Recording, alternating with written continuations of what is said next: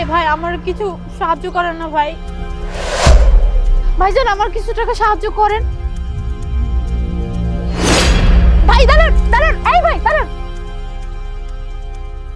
ভাইজান আপনি এই টাকাটা নিলেন কেন ভাইজান? এই টাকা তো আপনার না, এই টাকা তো এখানে পড়ে ছিল।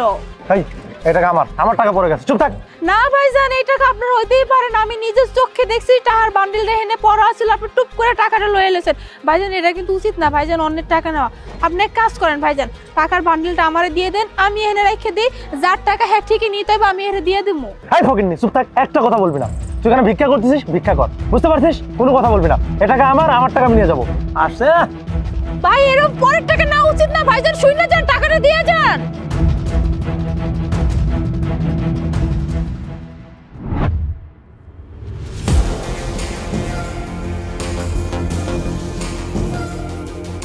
কি সব মানুষ বাসের ভিতর বসে।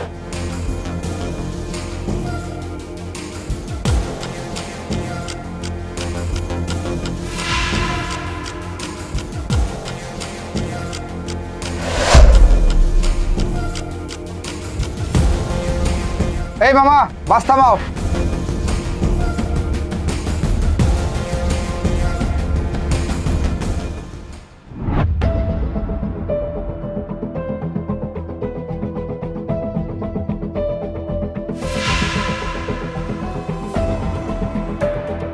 ম্যাডাম ম্যাডাম ম্যাডাম আপনার টিয়া। আমার টাকা? তোমার কোথাও ভুল হচ্ছে, এটা আমার টাকা না। না না ম্যাডাম আমার ভুল হইতেছে না, আপনি যখন পকেটে টাকা রাখতে গেছিলেন তখন এটা পড়ে গেছে, আমি দেখছি। এটা আপনার টিয়া, দেখেন আপনি। ও হ্যাঁ, আমার পকেটে তো টাকা নেই। শিট। আচ্ছা একটা কথা বলি তোমাকে, মানে তোমাকে দেখে মনে হচ্ছে মানে তোমার পোশাক আশাক ছেঁড়া, ময়লা, হাতে বস্তা, তুমি রাস্তার টোকাই। আর আমি যতটুকু জানি রাস্তাঘাটের টোকাইরা তো রাস্তাঘাট থেকে ময়লা আবর্জনা টোকাই তো জীবনযাপন চালায়। তো তুমি একটা রাস্তার টোকাই হয়ে এক বান্ডিল টাকা পেয়েও তুমি আমাকে টাকাটা ফেরত দিলে কেন? এই টাকাটা তো তুমি রেখে দিলেও পারতে, তাই না? যে ম্যাডাম আপনি যা কইছেন ঠিক কইছেন, অন্য কেউ পাইলে হয়তো নিয়ে যেত গা, কিন্তু আমি এটা নিতে পারুম না। আমার আম্মা আমারে কইছে কোনো কিছুর প্রতি লোভ করন যাইব না। আপনার টেয়া যে আমি পাইছি এটা আমি চাইলে লয়ে যাইতে পারতাম, কিন্তু কি হইতো এটা দিয়ে হয়তো কয়েকদিন ভালো মতো চলতাম, আপনি হয়তো দেখেন নাই, কিন্তু উপরে তো একজন আছে, হ্যাঁ ঠিকই দেখছে, হ্যাঁ তো এটার বিচার ঠিকই একদিন না একদিন করবো। এর লেগে যার জিনিস তারে দিয়া দেওয়াই ভালো। যত যাই বলো আমার কাছে বিষয়টা না সত্যি অনেক খটকা লাগতেছে, কারণ রাস্তার টোকাই হয়ে এক বান্ডিল টাকা পেয়েও সে টাকাটা না রেখে টাকাটা আমাকে ফেরত দিয়ে দিল। এখানে তো অন্য কোনো মানুষ থাকলে অনায়াসে টাকাটা নিয়ে যেত, আর তুমি সাধারণত একটা রাস্তাঘাটে টোকাই হয়ে তুমি এক বান্ডিল টাকা আমাকে ফেরত দিয়ে দিলে, আমি না আসলে মানতে পারতেছি না। ম্যাডাম আমার আম্মাই আমার ছোট থেকে শিক্ষা দিছে যে কারো কোনো জিনিসের প্রতি লোভ করতে নাই, আর আমি যদি লোভ করতাম তাহলে আপনার টাকাটা আমি সত্যিই লয়ে যাইতাম। কিন্তু ওই যে মায়ের শিক্ষা, ম্যাডাম আমি গরিব হইতে পারি কিন্তু লোভী না। আপনার টে আপনারে দিয়া দিছি, এমন আলহামদুলিল্লাহ আমার মনে শান্তি পেয়েছে। আচ্ছা তুমি থাকো কোথায়? আমি ওই যে করাইল বস্তিতে। তোমার পরিবারে কে কে আছে? এমন আর কেউ নাই, আমি একলাই থাই। আম্মা ছিল অনেক অসুস্থ ছিল, তো চিকিৎসা করতে পারি না, চিকিৎসার অভাবে আল্লাহ লয়ে গেছে। ওহো, তার মানে তুমি একা? জি। আচ্ছা শোনো, তোমাকে একটা কথা বলি, তোমার কাজটা আমার ভালো লেগেছে, মানে তুমি অনেক সৎ একজন মানুষ। আর একটা কথা কি জানো, সৎ মানুষের জন্য না আল্লাহ পাক নিশ্চয়ই ভালো কিছু লিখে রেখেছে। এই যেমন তুমি জীবনে অনেক কষ্ট করেছো, অনেক কিছু হারিয়েছো, চিকিৎসার অভাবে তাকে বাঁচাতে পারোনি, দেখবে আল্লাহ পাক তোমার জন্য সামনে এমন কিছু রেখেছে তোমার সব কষ্ট সব দুঃখ মুছে যাবে। জাস্ট আ মিনিট, তুমি এক কাজ করো, আমার এই কার্ডটা রাখো, তুমি যদি আগামীকালকে সময় পাও তাহলে আমার অফিসে চলে আসবে, দেখি তোমার জন্য আমি কিছু করতে পারি কিনা। আচ্ছা ম্যাডাম, সালাম আলাইকুম। ওয়ালাইকুম সালাম।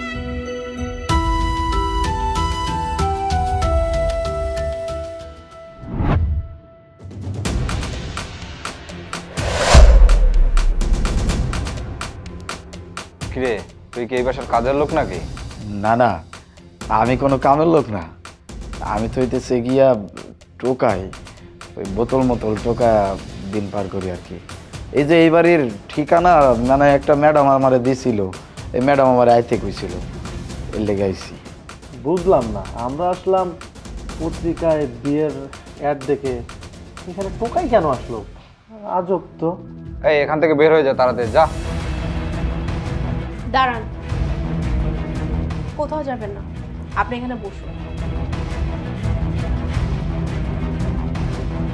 শুনুন, ওনাকে আমিই দেখেছি, শুধু ওনাকে না, এই যে আপনারা যে এখানে কেন এসেছেন, কারণ আমি আমার বিয়ের জন্য বিজ্ঞাপন দিয়েছিলাম, আর ওইটা দেখে আপনারা এসেছেন। আর আমি যে বিজ্ঞাপন দিয়েছিলাম যে আমি একজন যোগ্য পাত্র চাই, তার জন্য আমি আপনাদের 3 জনকে চুজ করেছি। মানে হলো, আমি তো বলেছিলাম যে আমি আমার জন্য সুযোগ্য একজন পাত্র খুঁজছিলাম, আর আপনাদেরকে আমি চুজ করেছি। আচ্ছা, একটা কথা বলি তার আগে, এই যে আপনার কি মনে পড়ে আজকে সকালবেলা আপনি রাস্তা দিয়ে হেঁটে যাচ্ছিলেন, আর তখন এক ভিখারি মহিলা আপনার কাছে টাকা চাইছিল, কিন্তু আপনি তাকে টাকা না দিয়ে বরং তার ওখানে এক বান্ডেল টাকা পড়েছিল, আপনি টাকাটা নিয়ে চলে আসলেন। ওই মহিলার কেউ না, ওই মহিলা আমি নিজেই ছিলাম। আর এই যে আপনি কি করেছিলেন মনে আছে? গতকালকে আপনি একটি বাসে উঠেছিলেন, আর আপনার সিটের পাশে একটা মহিলা বসা ছিল, শরীরে একটু নোংরা কাপড়, লাইক গন্ধ আসতেছিল, আর আপনি এটাও বলছিলেন যে ছি কি বাজে পোশাক পরা, স্মেল আসতেছে। ওই মহিলার কেউ না, ওই মহিলা আমিই ছিলাম। আর আপনি আমার কাছ থেকে আমার কাঁধে একটা স্বর্ণের চেন ছিল, যেটা কিনা আমি নিজে রেখেছিলাম, আপনি চেনটা তুলে নিয়ে চুপ করে ওখান থেকে চলে গেলেন। এখন বলি তার কথা, সে একজন টোকাই। তো তাকে পরীক্ষা করার জন্য না আমি এক বান্ডেল টাকা তার সামনে ফেলেছিলাম, কিন্তু সে কি করেছে জানেন আপনারা? সে ওই টাকার বান্ডেলটা নিয়ে এসে আমাকে দিয়ে দেয়। তখন আমি খুব অবাক হয়ে যাই যে সে একজন টোকাই হয়ে যাওয়ার পরেও কোনো কিছু না ভেবে টাকাটা আমার কাছে ফিরিয়ে দিল। সে তো চাইলে টাকাটা নিয়ে নিতে পারতো, কিন্তু সে নেয়নি, কারণ সে একজন সৎ এবং ইমানদার মানুষ। তার মধ্যে কোনো লোভ নাই, যেটা কিনা আপনাদের দুজনের মধ্যে ভরপুর। এখন বলি কেন আমার এত যাচাই বাছাই, কারণ হলো এই দুনিয়াতে আমার কেউ নেই। আমার বাবা মরে যাওয়ার আগে তার সমস্ত সয় সম্পত্তি আমার নামে লিখে যায়, তাই আমি এমন একজন পাত্র খুঁজছি যে কিনা আমার সাথে আমার এই সয় সম্পত্তি সবকিছু দেখভাল করতে পারে। এর জন্য অবশ্যই সৎ মানুষের দরকার হয়, কিন্তু আফসোস এই যে আপনারা সামান্য কিছু টাকা আর সামান্য একটা গোল্ডের চেইনের লোভ আপনারা সামলাতে পারলেন না, অথচ এই মানুষটা টোকাই হয়ে যাওয়ার পরও এক বান্ডেল টাকা সে নিজে আমাকে ফিরিয়ে দেয়।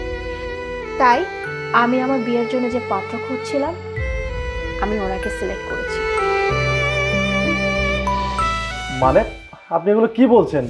আপনি টোকাইকে বিয়ে করবেন? তাহলে আমাদেরকে কেন আসতে বলেছেন? আর আপনি এই বিয়ের একটা কেন দিয়েছিলেন? হ্যাঁ, যেটা শুনেছেন একদম ঠিক শুনেছেন। আমার বিয়ের জন্য আমি তাকে চুজ করেছি। আপনাদের মতো লোভী মানুষ আমি আমার লাইফে আনবো না। তো আশা করি আপনারা আপনাদের রেজাল্ট পেয়ে গেছেন, এখন সসম্মানে এখান থেকে বের হয়ে যান। যান বলছি। দেখুন ম্যাম, কাজটা ঠিক করলেন না আপনি। আর এই যে আপনাকে বলছি, এতক্ষণ তো আপনি সব কিছু শুনেই ফেললেন যে আমি আসলে আপনাকে জাস্ট পরীক্ষা করার জন্য ওই দিন আমি টাকাটা ফেলেছিলাম। আর আপনার সততা আর ইমানদার দেখে আমি সত্যি অনেক অবাক হয়ে গিয়েছিলাম। মনে আছে আপনাকে আমি একটা কথা বলেছিলাম যে আল্লাহ পাক হয়তো আপনার জন্য সামনে ভালো কিছু রেখেছে, কারণ আপনার এই সততা এবং ইমানদার দেখে সত্যি আপনাকে আমার অনেক ভালো লেগেছে। কারণ আমি একজন যোগ্য পাত্র খুঁজছিলাম, সে দেখতে কীরকম হবে বা তার কি আছে বা না আছে এটা আমার দেখার বিষয় না। তো যাই হোক, আমার কিন্তু আপনাকে ভালো লেগেছে। এখন আপনার যদি কোনো অসুবিধা না থাকে তাহলে আপনি কি আমাকে বিয়ে করবেন? আপনি কি আমার জীবনসঙ্গী হবেন?